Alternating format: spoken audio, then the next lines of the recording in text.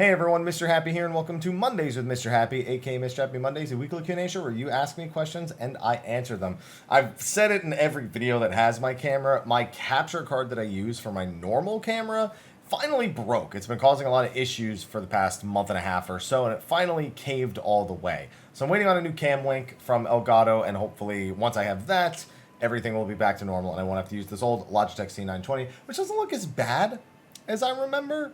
But it doesn't look as good either. Let's put it that way. It's been a busy week. I've been trying to keep myself busy. I've got like dozens of video ideas in my head across a number of titles. I want to make a Final Fantasy Origin Combat Basics video, as well as a job explanation of the jobs that are currently in it and jobs we can look forward to. Something a little bit of a follow-up of the interview I covered. I actually do want to do some 7 Remake related videos. They're kind of late at this point, but the box mini game as well as Fort Condor were really the things I wanted to do. Vice, maybe. I beat him on the day when I couldn't find Ivy because I needed something to distract myself, and I got that done way too quick. So it didn't actually work that well for me that day. Some more Final Fantasy 14 related stuff, some thoughts related videos. I have some more ads coming at the start of videos, as well as maybe some sponsored videos overall. So I'm keeping myself busy. Scarlet Nexus is coming this week. I'm going to be starting a Heavensward restart on Twitch, where I'm going to be replaying through that to give a more accurate time of how long people can expect to spend on the free trial at minimum, as opposed to just playing through it again for the sake of playing through it again. But I am doing that too, since Endwalker will be in November. On top of that, I have some other secrets and surprises that I'm not able to unveil just yet, but I'm actually really motivated on the YouTube side of things for what feels like the first time in a long time. I've done videos a lot as of recent, but like I'd say about a week and a half ago, I really started feeling like, you know, I was doing a lot of things I wanted to do. I wasn't kind of just doing things because YouTube, I hadn't uploaded something in a while. So that's been great. I've been in a much better mental state when it comes to that. I'm sure during the dip of content that will probably subside for a time, but for the most part, I'm pretty content with the way that it's going at the moment. Just got to keep coming up with some more video ideas, and I've got enough to go for a while now at this point. But anyway, let's get to the questions, because I actually have to head to the grocery store after this. So let's do that. Thank you to our sponsors over on Patreon for supporting. There's no real benefit to supporting over on Patreon. It's just for people who enjoy the channel and want to use it as an alternative. So don't feel pressured. All my content is still free here on YouTube. You can enjoy it all the same no matter what. I just want to thank those people who are over there on Patreon. Also, thank you to our patrons of Darkness, Khuja, on Jenova, and Kurenai Oni, who've gone above and beyond. And thank you to all of you for tuning in to this week's Q&A. Let's see what the questions are this week. All right, question number 1, hashtag Mrhappy Monday. Hey, Haps. Hello. Fun but hypothetical question. Okay. If Square were to make a new game with a new story, but set in an existing Final Fantasy world, which game setting do you think would be the most interesting to revisit? I feel like a lot of those worlds are designed to have self-contained stories. Like, it genuinely feels like I don't need to see those worlds anymore after the stories are complete. And the few titles we have gotten that have extended stories, honestly, really only the Evilly series feels like it's doing a good job of just telling another story in the same setting. Final Fantasy XII and Tactics taking place at drastically different timelines with recognizable characters, locations, and things like that, but not really intermingling in any sort of direct way. And I think that is the right way to go about it. Matsuno, I think, hit the nail on the head. And honestly, Final Fantasy Origin, using Final Fantasy I's world as a motif, I think is actually probably the better look if we were to do it. And I think Final Fantasy I's world is actually the best one. It's the most open-ended in terms of how you could use that world to tell a new story. And that's why I'm kind of glad they're using it. Even before we had heard rumors of Final Fantasy Origin, I had actually been saying that I wanted them to remake Final Fantasy 1 specifically and make it more of an open world style game. This doesn't appear to be that, but an open world action RPG translated to a more Neo mission structured action RPG, I think it'll still work out fairly well. And if you couldn't tell by the content on my channel, I'm genuinely excited for that. So my answer would have been Final Fantasy 1, but we're kind of already getting that as an answer. So I guess it's still the answer, but, you know, we have an example for it already. Next one, hashtag Mrhappy Mondays. Ayo, how you doing? You alright? Alright. Yeah, I like the truncated. You doing alright? I'm a fan. Alright, what kind of preemptive prep can I do to maximize free XP to use on my level 80 main day 1? I actually am going to be making a video on this. I believe I made a video on it at level 70, but there's a few additional things that you can do at level 80 now that can really help with that initial boost to your experience points. TLDR, prepare some challenge logs the week ahead of early access. Basically, challenge log resets on Tuesday. You can get a bunch of objectives to just 1 away from completion. And then on Friday, like, have it set so that, you know, you have 4 out of 5 dungeons and 2 out of 3 duty roulettes, then do a duty roulette dungeon, and bam, you've just completed both those challenge logs. You get a flood of EXP. 19 out of 20 leave quests turned in, especially if you want to do that on crafters or gatherers, even combat jobs. I know that leave quests aren't really a thing for combat jobs, but you can still use the challenge log to get a little bit of a boost. Also, prepare a Wondrous Tales on Tuesday, get your Wondrous Tales, complete it, and then turn it in first thing on Friday. Bam, instant half of a level right as the servers go live. That's going to be great for people doing Reaper and Sage. It's going to be great for people who are level 80, trying to get to 81 right away. There's all sorts of things you can do along those lines, and I'm going to be doing a more in-depth video on that, but those are definitely some really, really simple things. And you've even mentioned those here: weekly challenges, Wondrous Tales, Beast Tribe turn in. So here's the thing: on a level 80 job, you can prepare Pixie Beast Tribes ahead of time. However, for level 70 jobs, you wouldn't be able to do that. Reaper and Sage, I mean, specifically, because you need to accept the quest on those. But since you're saying you're level 80, yeah, you could do that. You could prep side quests to turn in. You could prep Beast Tribes, even if they are going to be nerfed. It's still going to be EXP that will take you 2 seconds to actually obtain. But I'm going to say that the weekly challenges, the Wondrous Tales, those are the biggest things. I'd also make sure that in case your free company doesn't have it, make sure, I'm going to turn this up a little bit. I sat up and all of a sudden I wasn't like in frame anymore. Let me slink down a little bit. Make sure that you're doing squadrons for buffs for things like the 15% EXP. Make sure you have food that you're prepared that you can just use for the 3% boost. Don't forget there's the armory boost from 50 to 100%. Another big thing, the pre-order earrings, they work from 80 to 81. They only work on monster kills, but they work. So you don't just not use them. But as soon as you hit 81, make sure you toss them because their stats suck. So there's all sorts of little things like that that just add up. You can almost instantly hit level 81 within like 15 to 20 minutes. That's not instant, but you know what I mean. As soon as the servers come up. So I'm definitely going to be putting a video together on that. That's been long in the works. I'm just waiting till closer to Endwalker before I release that video. So see you in a few months.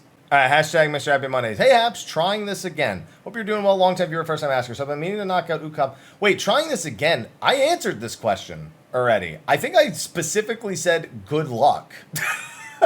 If this wasn't you who asked it before, because you are saying it again, then I answered this exact question within the last week or two. And all I said was good luck, because there really is no advice other than watch a guide and hope the pugs work. I don't have any other advice. I've never pugged an ultimate before. I've only ever done them with pre-made groups. So maybe I answered it in a lightning round and you missed it, but I've definitely answered this exact question in some capacity in the last few weeks.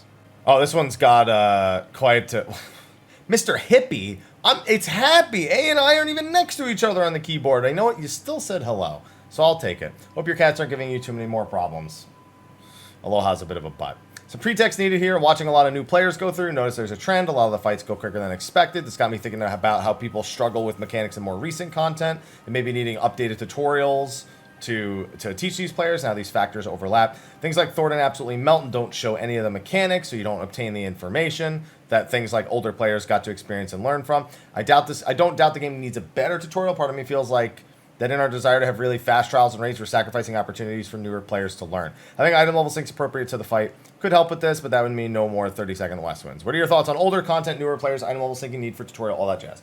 Okay, I managed to get through that pretty quick. I've wanted a haul of the intermediate for quite some time now, and at the same time, I wanted them to equalize a lot of the markers that are used. The Realm Reborn has a huge inconsistency issue with markers, and I think that needs to be tackled above all other things.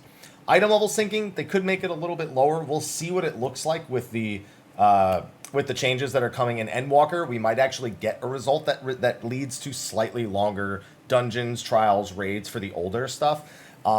As for how much it teaches, I know people who have played for 4 or 5 years who still run away with stack markers. I'm a firm believer, if someone wants to learn, somebody has a desire to learn, they don't need to learn it at any particular point. It's about how receptive they are to when they do see it. The fact that at level 80, there is no excuse at this point to get a stack marker over your head and to run away from the group, and yet it still happens. There's rarely ever a reason that you can see one of these markers in a fight and not know to some degree what it does. Pyretic is in a ton of places. The dice in a few places. And some markers, I don't understand why they even bother with the inconsistencies of making sort of things like that, or instant punishment versus delayed punishments that you have to like actually, again, Pyretic versus the dice over the head with acceleration bombs. I think there's a lot of equalization that needs to be done across the board, and that's more important than anything else. But no matter what tools you give people, if they don't want to learn, if they're not receptive to learning, it doesn't matter what you do for them. They just don't care. They don't try, and they're not trying to be receptive to it. However, learning earlier by seeing things earlier, I do agree with you, bit of a problem that we skip so many things, and I'm kind of hoping that maybe the squish for the stats might lead indirectly to some of these things kind of being fixed, but even then it'd probably be a short-term fix, and honestly, I don't even think that'll fix it at all. Hashtag Mr. Happy Mondays. Hello, hi, hey, for anyone that missed saying hello this week. No one so far, but at least we've got 2 extras now. I went like this. I did like 4 different numbers.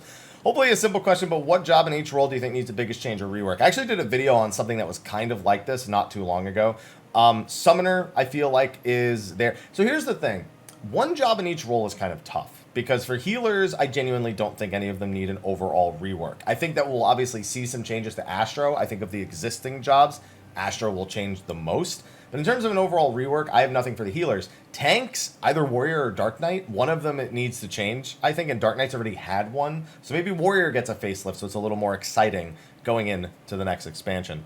Melee DPS, that's tough. Honestly, Dragoon, I think, is hitting a tipping point where there's not really much more you can do to it, unless it might need to fundamentally be changed just so they can, kind of like what they did with Monk, where they reestablished kind of its baseline so that they can build on top of it, as opposed to an overall rework. It needs to still feel very much like Dragoon, but they can't add like a 6th combo or another procced combo part, or a blood of the life of the blood of the dragon. It just, it can't keep doing, like, stacking things over and over again, because it's going to topple over at some point. It's kind of how I feel about Black Mage. Black Mage is great right now, but it's at a tipping point. So even though Summoner, I look at it and I go, you know, from a personal standpoint, I would want to see some pretty significant changes to it, but I'm maybe not the target demographic for Summoner. But I objectively look at Black Mage and go, something bad is about to happen if they don't do something, and even if they do something, it could be something bad happening. So that's the big one. And then for ranged, Bard actually needs some stuff trimmed and some stuff changed. And honestly, that's the only one that I could think of the batch. The other 2 are in really good spots to build upon. Machinist, very few buttons, and some that can even be reworked and aren't as useful as they could be now.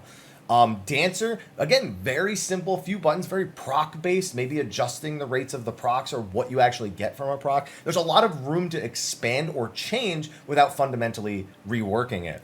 But Bard feels like it got some things it just didn't need. It has some unfun elements, and it needs to look at what made Stormblood Bard fun and changes they made to other jobs in Shadowbringers and put those together, because it just felt like Bard was not only an expansion behind in terms of its design philosophy, but also just out of place.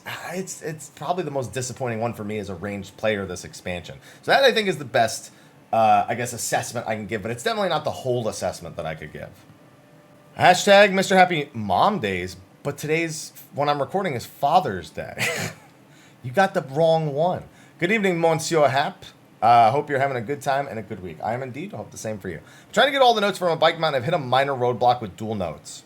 I have a feeling the answer to this question is going to be, in case you didn't know, no notes are exclusive to duels. Not a single one. They all drop from Dalriada, but I still don't have the dual ones for Lion and Sartavois. Sartavois drops from several of the skirmishes that he is present in. You do not need to obtain it from the duel. Lion drops from the last boss of Castrum. So you don't even need to stand your nerves and do the duels. You just need to keep doing those contents. There is a good list of the notes somewhere online. Maybe I should make a video on it. I feel like I'm just stealing somebody else's work on that. But I mean, I have them all. I just, maybe I make a video on it. It feels like it's kind of late, but maybe. Second question, if you're cool answering it, what genre of games do you enjoy playing? RPGs. Hands down. Action RPGs, turn-based RPGs, definitely across the board. I also enjoy lifestyle games, Stardew, Animal Crossing, but I don't really play, or you don't see much of those. Platformers end up next after that. I'm a huge fan of games like the new Ratchet and Clank. Going back, I played every platformer under the sun, whether it was Super Mario or Croc. Croc of shit. So there's really not much of a genre I don't like. other than shooters are really particular. Like looter shooters I like, but like traditional Call of Duty, maybe with friends, but like that's about it. So it's tough. It's really about every individual game and less about just writing off a genre of game, if that makes sense. I'm actually going to do a twofer. Somebody right above this asked about the Patreon sponsors, the Patrons of Darkness. They're just, they pay more on Patreon. That was a question I felt like I could just include on this one. And they get to choose their shout-outs. So I didn't feel like making that a whole question or doing it in the lightning round, but that's the only thing for the Patreon thing at the start. Hashtag Mrhappy Mondays. This is the question right in front of us. Hey, Haps. Hope I. Well, it says all right, but I'm going to say I. Might have missed this if it was addressed, but do you think we can expect similar content to the restoration somewhere in 6.x? So they kind of joked about doing Garlemald restoration already, which tells me the answer is a probable yes. And you even mention it here. Do you think they'll try something new and somehow tie it to Island Sanctuary? I hadn't thought of that, but you know what? I actually would believe that. So I'm going to keep that in the back of my mind because that just makes perfect sense. I do expect something similar. How similar? I don't know. I'm not a big crafter or gatherer, so I don't really feel like I have or should have much input on this. But something, probably. We even had it in 4.x. We had Dome and Enclave. That was kind of like the beta test for Ishgard. So I assume they'd do something else after. Hashtag Mr. Happy Mondays. Good evening. How you doing, Haps? I'm doing all right. You doing all right? I'm doing all right. Been listening to a long time while I work and enjoy your content, especially when it comes to cooking. I'm glad you enjoyed that. On to the question. Do you think that the timed feast ranked exclusives will or should get re-released in some form when the new PvP mode is implemented? I understand that I guess they are trying to push more people to participate, but I've still never understood why PvE content hasn't had the same timed exclusivity privilege. So PvP for me, I think is a more important place to put timed exclusivity when it comes to things, if you're going to do it at all. PvP is supposed to have a nature of competitiveness, and well, yes, you know, it should be fun. You should be able to do it and just enjoy it for the sake of that.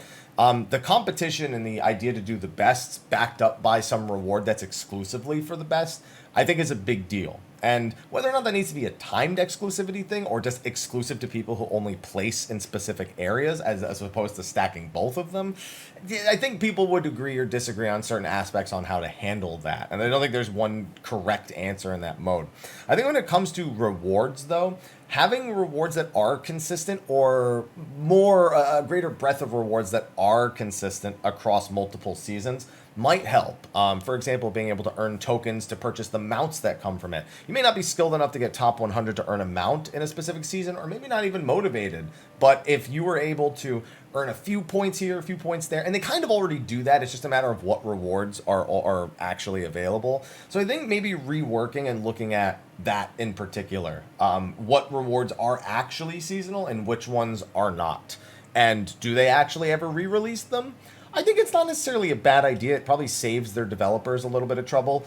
Hardcore PvPers already have those items, may be less inclined to participate again, which lets new people attempt to get in. But that also reduces the number of people that are participating, and right now that's the last thing we want. So you can tell there's all sorts of issues that come with releasing, re-releasing, and all that jazz. So it is a very, very reasonable question mark on whether or not it is a good idea or should be done. I don't know what they're going to do for reworked PvP rewards. But they need to figure out something, because that is a major, major issue right now. Not just for the feast.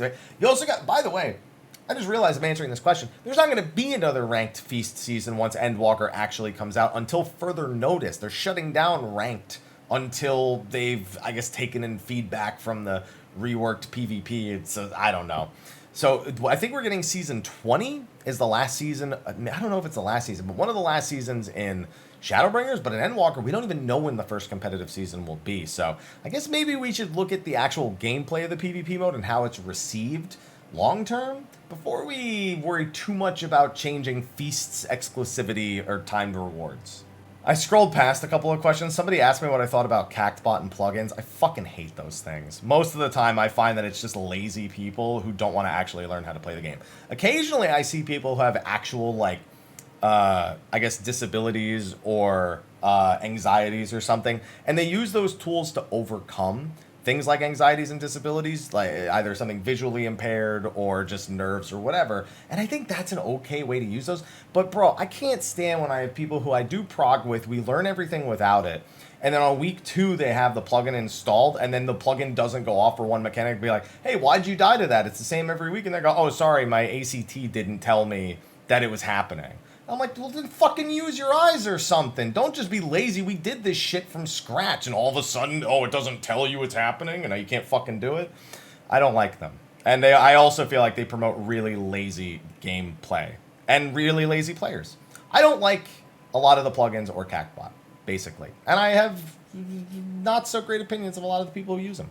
Hashtag Mr. Happy Mondays. This was the actual question. I figured maybe I'll just start throwing lightning round questions before other questions as I scroll past things. Because sometimes I know that I'm not going to answer a question until a lightning round. Might as well include it there. There's a lot of text in this one. Hello there. Hope you're doing well. Throw an extra hello for anyone who skipped it. No one yet, so we got 3 spare at this point. TLDR, the text below. I do appreciate that. I actually sometimes like to read the TLDR and then come back. The TLDR seems to be all about Eureka. Eureka's zone design and danger made the content ultimately more interesting in my opinion than Bozja, even though the systems of Bozja were better from the start. I don't. I played Final Fantasy XI for years. Taking longer to get someplace for me is not interesting or engaging. It's just more time. So I'm going to just heavily disagree with that. And I think exploration content, or adventuring forays as they're officially called, do not benefit from just forcing people to take longer to get from A to B. And that's about all they're accomplishing. Since I've already done it before, I skipped a question before this. I think they'll do a Final Fantasy 16 exclusive PlayStation 5. If they do, it might be Japan only. I feel like I've seen so many exclusive consoles that are in Japan that I can't help but be disappointed every time the thought of it even comes up, because all the games that I would maybe get one for, I'm not going to pay all that shipping. So that's what I think will happen. There will be a 16 exclusive PS5, and it'll be Japan only. Please don't do that. The question in front of me, though, hashtag Mr. Happy Mondays. Hello. Hope you and the cats are doing all right. We're doing great. And hello to you, too. Someone with cats, I understand the fear that comes when you can't find one, and you hope you know where that hiding hole was for next time. Pretty much exactly what happened to me. So thank you. 2 questions for this week. One, what did you think of E3? We actually did a show about this. Before you actually asked this question, we did do a show talking about our thoughts on E3 this year and how it was the first year where I actually felt E3 was unnecessary. And that most of these companies would be better off just doing their own thing. It's really not any more complicated. There were some cool things. I think some people were overly harsh on certain presentations.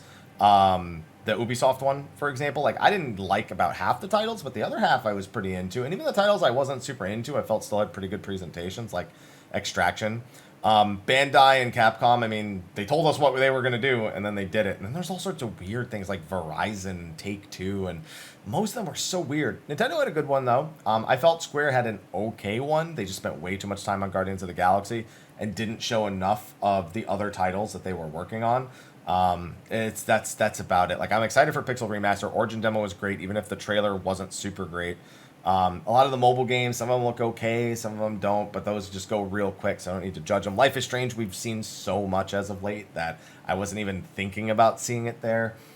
So yeah, it was kind of just a mishmash. It felt like I'm just really hoping that it's because Sony is doing a state of play soon, and that they're going to be presenting the stuff I really want to see, and that's why this one wasn't super great. I'm gonna just fingers crossed hope that was the case. What else was there? Even Xbox, Microsoft's been my favorite one for years, of the ones that still attend to E3, and that remained the case this year. Even the titles I don't plan on buying, I'm still super excited for. And honestly, seeing the Halo multiplayer section, oh my god, I felt like I was 13 in my friend's basement linking together Xboxes again for the first time. Just seeing it got me excited, so I might actually be picking that up. What's your favorite E3 event? Okay, I answered that just now. And then my weakest was... I guess of the big ones, Square is probably the weakest. I know people would probably think Capcom or Bandai, but honestly, I didn't even really consider those much. Not that I didn't consider them so much as they told us what they were going to do, and I was just kind of hoping for secrets, so my expectations were lower. So I think Square probably had the weakest. As for the top 3, I don't even know top 3. Origin is in the top 3. It wasn't when they first announced it, but it is now. Halo, I think, is number 2, and... I don't know it's number 1, but I know it's not those 2. I'd have to think about it more. And it's too much pressure. I can't do it right now. Maybe I'll remember by the end of the video. Stay tuned. Next one, hashtag Mr. Happy Mondays. Hey, Haps. Hi. With data center travel coming, do you think we'll be able to use the Party Finder in other data centers? Yeah. As soon as they said we could do duties, I pretty much assumed that the only things that were going to be super heavily restricted were going to be social features, which basically none of them will work. I mean, they already barely work when you do actually travel to another server on your data center. They're all going to completely fall apart. No cross-world link shell, no friends list, no blacklist, no anything.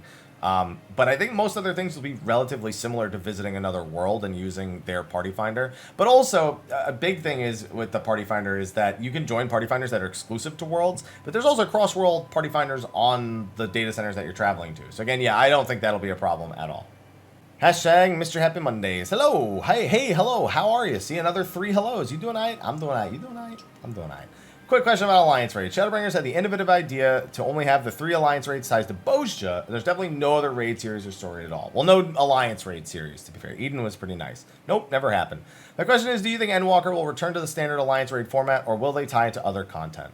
So, I've actually been thinking. So, Myth of the Realm is going to be traditional. Without a doubt, it's going to be our traditional 24-man. It's in a 0.1, it's in a 0.3, it's in a 0.5. I don't think they'll be doing anything different there. As for whether or not we get another sort of side alliance series like we did with the Adventuring Forays in Bozja, I think the answer is we'll get 1 or 2. I feel like they're gonna feel that they were kind of redundant in doing the 2 separate, like Dalriada and Castrum. Maybe not, though. I mean, they worked so well. They were so fluid in those zones, and then Delubrum acted as its own little fun thing with its own separate rules, and it had a savage mode, and they'll almost certainly do another normal and savage alliance raid-ish thing like they did with Delubrum and with Baldessian before that, just of course, like I said, this time with 2 difficulties. So it's just a matter of if there'll be other ones like Castrum and Dalriada, and I think at least 1. Maybe they'll try to do something different for one of the steps, but I do think there'll be at least 1. Another question on Lightning Round past. Somebody asked if they'd let us do a jukebox style feature for all the content in the game. People have asked for that for years, to have an MP3 player equivalent like in Final Fantasy 15.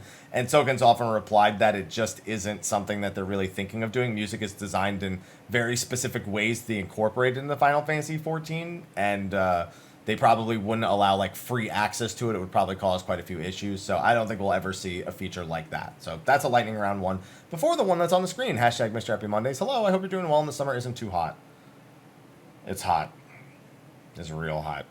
I had 2 questions this week. One, what exactly is the point of gear durability? Seems like an annoyance you have to deal with every now and then. So gear durability is often put into games as a gil sink. Final Fantasy XIV tries to make that as much of a non-inconvenience as possible, though, by making it so it's super easy to repair your own gear, and that even if you do have to repair it, that it barely costs anything at all. Now, I'm sure across the entire community, it does actually remove quite a bit of gil from people's pockets that just disappears into a void.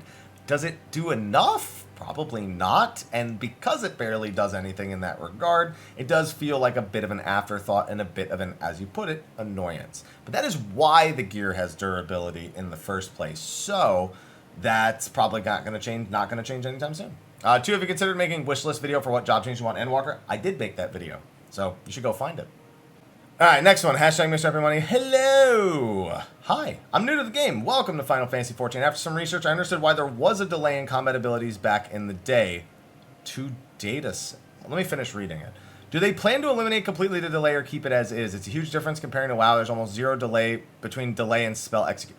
Okay, so there's a few things that are missing. One, so you say combat abilities. So I'm assuming you mean abilities that you cast that have end effects. They have already eliminated that with most jobs. There's only a couple abilities left in the game that have minor delays that can still get you in trouble. Hallowed Ground is definitely a big one for Paladin, and Benediction for White Mage are probably the 2 with the most annoying delays. But for the most part, we don't really have that. They made it so things like Black Mages casting fire, as soon as it leaves, it'll refresh your fire timer. It used to take until the fireball actually traveled.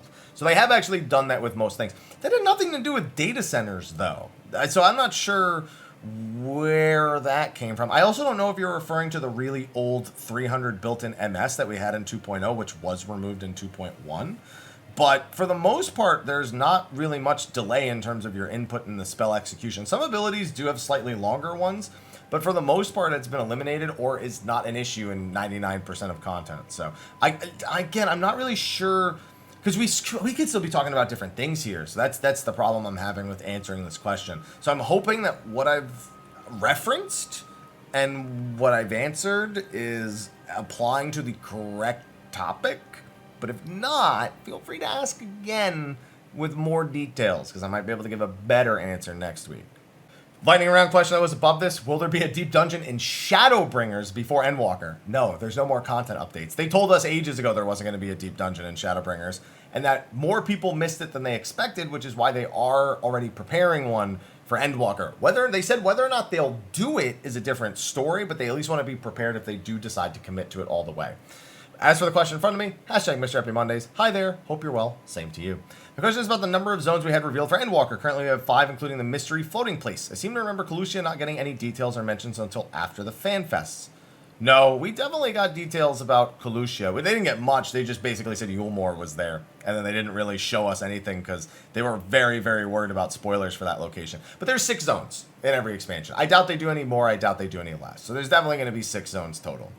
Lightning round question above this was, what 3 myths do I even want to dive into? I don't think I can pick 3. I mean, I want to know more about the Belladayans, the Galmorans. Honestly, there's still so much about the War of the Magi and the 3 nations from that, the previous calamities, the 12 themselves. There's so many myths. I don't think I could just name 3 of them and pick 3 that I want to see. I want all of them answered. So that was the question above this. This one, though, hashtag Mrhappy Mondays. Hello, Haps. Hope you're doing all right. I'm doing all right. You doing all right? I'm doing all right. Quick lore question. Is there any particular reason why Bahamut looks significantly different than the rest of the first brood? Because that is the primal Bahamut, not the original Bahamut. His summoning as a primal changed his form. I believe Tiamat actually does confirm this when you first meet her, when she mentions that she's basically paying her penance for resummoning Bahamut as this monstrosity that he is. And it's also why Tiamat is really not happy with Bahamut being summoned again in the more recent patches. So yeah, that's all it is. There actually is a picture of his first brood form. If you look in the first Encyclopedia Eorzea, or if you just look for pictures of it online, you can see what Bahamut looks like in his original form, and he does look like the rest of the brood. One above this was asking me about Myths of the Realm again, so I kind of just skipped past it. Similar answer to what I would have had before. The one in front of me, though, hashtag Mrhappy Mondays. Hello, Mr. Happy. Hello. I've got a 2-part question, very, very short 2-part question. Wondering whether we're going to get another mount similar to the Amaro for level 90, and if we do, what do you think it will be? I think the answer is yes. I think they found that it was probably a really good motivator to get people to engage in playing more jobs without forcing them to. As for what it would be, I mean, I wouldn't have guessed an Amaro before, so I don't think anything I guess now is going to make sense. Something that lives on the moon. That's it. That's my guess. Something that lives on the moon. Alright, hashtag Mrhappy Mondays. Hello, señor feliz. ¿Cómo está usted? I shouldn't even try to speak other languages. Hello, by the way. I was literally about to fall asleep when a question popped into my head. How are Thor and his knights able to take on primal forms without losing their sense of self? So the thing is, we don't actually know whether or not they lost their sense of self, because quite frankly, the way they were acting without being in their primal form and the way they were acting in their primal form was so similar. So there's 2 possibilities. One you listed here, they were actually given the echo and we were never officially shown that, and maybe we were and I'm just misremembering at this point. The other one is that they were so alike. Like the belief they used to actually summon the knights into themselves was so aligned with what they were already thinking with the summoning, because they were summoning it into themselves, that they basically, there was no need to change their personalities. It was they were the same. They were acting the same. They wanted the same things. It was exactly what they wanted. So honestly, I think it's the latter. I think they were just so aligned with the summoning of the primal versions of themselves that it just showed no sort of change in attitude or demeanor. Hashtag Mrhappy Mondays. Hey, Haps, you doing good? I'm doing good. You doing good? I'm doing good. I got a silly question. Not all questions need to be super serious, right? Right? Depends on what you mean by silly. What's your favorite mount and why? Oh, that's not even a silly question. My Ozma mount. My world first at Baldesion Arsenal was such a fun experience, and the mount itself, I think, is so cool. I still think it holds up today. I know it just looks like a ball spinning to most people, but as a longtime Final Fantasy player, not to mention when it flies and or swims, that it changes form and the sounds and the... Oh, I love that mount. And the experience with it gives it a lot of, what's it called? A lot of added sentimental value to me. So my Ozma mount is definitely the answer. There was a question asking for my foresight on when we can exchange the diamond totems for the Gwibber. I'm going to predict Tuesday. I don't think they're going to do any major updates in 5.58 when they do data center travel. I think they're going to do that on Tuesday. This question, though, hashtag Mrhappy Monday. Hey, Haps. Hope you're doing good. You're doing good? I'm doing good. Quick question, other than a not improvisation, etc., do you think that Dragoon's Dragon Sight could use a rework? Because even when on a macro, DPS make it difficult to target any of them. Well, that's why normally you make a few different macros for it. And then if you know, like, for example, the person that you want to tether to is in slot number 5 or 6 in your party list, you can just press the one that targets that specific slot. And then you can have a one on backup in case that person's dead or something along those lines. However, I do think you're kind of right. I think it's a clunky ability no matter how you look at it. I think a lot of targeted tank and DPS abilities are generally that kind of way. It's just kind of a janky thing to do. So, yeah, I wouldn't be surprised if it gets reworked. To what? I don't know, but I wouldn't be surprised. All right, so my recording just hit 41 minutes, so I'm going to lightning round all the rest of the questions. I've tried to lightning round, like include lightning rounds and other questions, but for this point, I'm just going to lightning round the remainder of it. The next question I had did say hello. Isn't a gaming-related one, but it's been on their mind. I use YouTube Premium, can't stand commercials, and would play without the screen. Question is, do you as a content creator get revenue from my viewership? Yes, YouTube Premium does pay based on watch minutes. So basically, the more minutes people are watching your content, not even the people with YouTube Premium, mind you, all people who are viewing your content and their viewer watch minutes, all of it adds up. I'd say roughly 1/4 of my monthly income from YouTube comes from YouTube Premium, and that's a fairly sizable amount considering those people just don't have to watch ads altogether, not to mention things with like people who just have ad blocks that otherwise, I'd say that's a pretty good. It's anywhere from 1/4 to 1/3. But yes, it does actually still provide income for any YouTuber that you're watching that has some sort of monetization set up with ad revenue. Do you think they'll ever completely separate class from jobs? No, I actually think I answered this a week or two ago.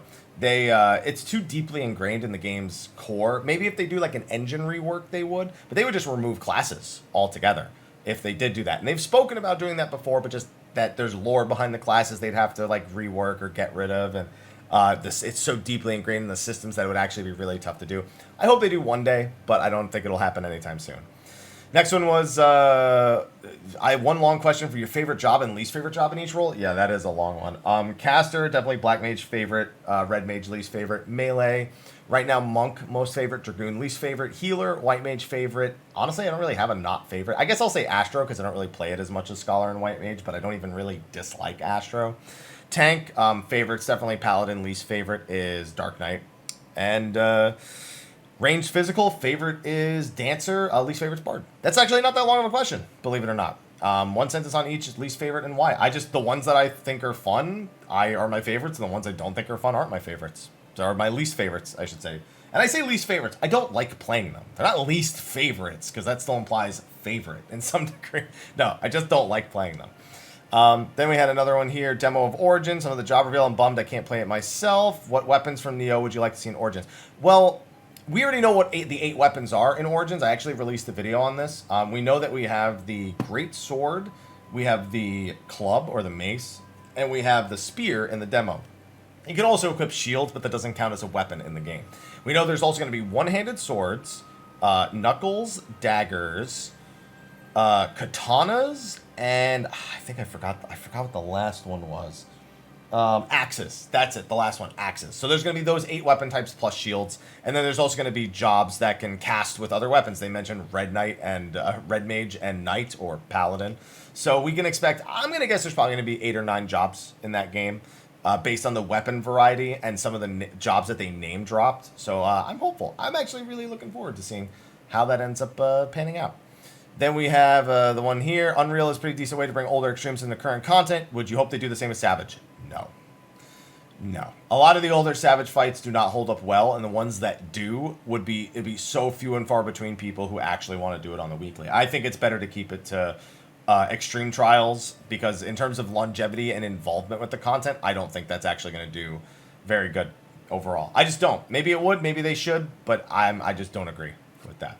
Would you like to see more ways to get relevant gear outside of Savage Raid and Tomes? We have a few pretty relevant ways. The big thing is more ways to get relevant gear is kind of pointless if you're not actually doing Savage and Ultimate. And they do gradually unleash things like, 24-mans and, Save the Queen has its own armor sets. And then you can use the Hunt for upgrades, and you can do weekly 24-mans for upgrades. They upgrade crafted gear as well. They do all sorts of things. They give you little item level boosts if you're not a hardcore raider, or let you get to those higher item levels already now. So I'm kind of indifferent to the idea of them adding even more ways to just get to that item level or to get to BIS. But I also wouldn't turn it down, because more content is more content. You know, I just don't think they will do anything like that. Let's see. This one should be... okay, so last week's episode should have been 347. I will fix that. Hello. Let's see. There's another question about WoW content creators. About how I would recommend that they play. I don't think you'd be anyone. I've been saying this every time people bring up the WoW creators playing. Nobody should be giving them any recommendations. People play games without people's guidance and without people's direction, and they develop opinions on them. Yes, people's opinions can, or observations can be incorrect or would change if they had some light, but you have to imagine not every person has somebody over their shoulder telling them what to do, or people in their chat telling them where to go, or anything like that. People should try to experience games as naturally as possible, because that will give them their most natural responses. If something is not apparent to a brand new player, and if that person has MMO experience, that's feedback that's useful to Final Fantasy XIV. I don't recommend they listen to anybody about how to approach the game. They should approach it in the way that suits them. And I think that we need to let them be. I keep saying it. People want to be all up in the business of the creators who are trying to pick it up for the first time. Yeah, they're going to post things, but just let them do it. Let them go through it. Let them experience it. That's the big thing I think that people need to let them do. There was another one here. What's going to be the best way to level the new jobs to Endwalker and 80? If you have a pre-made party, it'll be dungeons. If you don't, it's going to be Bozja. And I highly recommend that if you're doing Bozja, you get 10 DPS honors, because that's going to help speed things up quite a bit. Do you think we'll get a World of Final Fantasy Part 2? I hope so. They actually already wrote the script for it. They're just waiting for a green light, but that game's been sabotaged by Square Enix, man. The first one released like 2 weeks before Final Fantasy 15, and then Maxima like released right around some other major game launch. They've been sabotaging that game since the beginning, man. It upsets me. What's it called? With the influx of WoW players to 14, do you have any advice for add-ons? There are no add-ons. There aren't. And the ones I mentioned earlier, the plugins, which is what the technical thing would be, I don't recommend any of them, because they're all for lazy shitters. Now, ACT for a DPS meter, I do think, is at least the bare minimum of what people should reasonably consider using. Most of that other stuff, though, no, and no.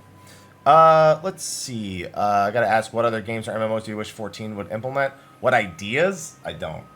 I guess WoW or Guild Wars 2's glamour system. That's it, because our glamour system sucks. That's it. That's really the only thing. Other than that, I don't like games just looking at other games and doing what other games do. I like to see original takes until they fuck it up, and then I just tell them to borrow what the other games do. Let's see. I think questline involving the new Alliance raid will take place or start at the Sanctum of the 12. I actually don't think we'll ever even go there. I'm not even going to lie. I think they used it for the artwork. I don't think we ever actually go there. I think it's just because of the myths thing that they wanted to cover right there. Let's see. Someone asked another question. You mentioned planning on leveling Reaper around 5 to 6 hours when it first launches. Yeah, I answered that earlier. I'm going to be making a video about my super crazy fast leveling. I am going to have a pre-made group with a tank, 2 DPS, and a healer.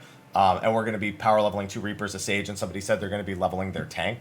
So that's going to be the fastest way. That's going to be why I get it done that quick. But also the other things I mentioned earlier in the video with like the Wondrous Tale turn-in and the challenge logs, that'll get me through that first level, which gets us into that first dungeon very, very quick. And I think that's it. There's just a question about the haircut, which I did myself because I haven't gotten a haircut from somebody else in over a year. And quite frankly, I'm probably going to keep it that way. And then a few hellos, a few juice jokes because I always talk about the juice when it comes to the orange juice, you know. And then side quest, there's some comments about last week's questions here. So I think that pretty much covers everything for this week's episode of Mondays with Mr. Happy. So thank you to everyone for asking your questions. If you got one for next week, throw in the comment section of the video below, and I'll do my best to get to it. If it doesn't end up in the lightning round, then, you know, you'll get a more full answer, most likely. But I'll do my best to get to as many of them as possible, as I normally do. Anyway, thanks for watching. I'll see you all in the next video. And until then, take care.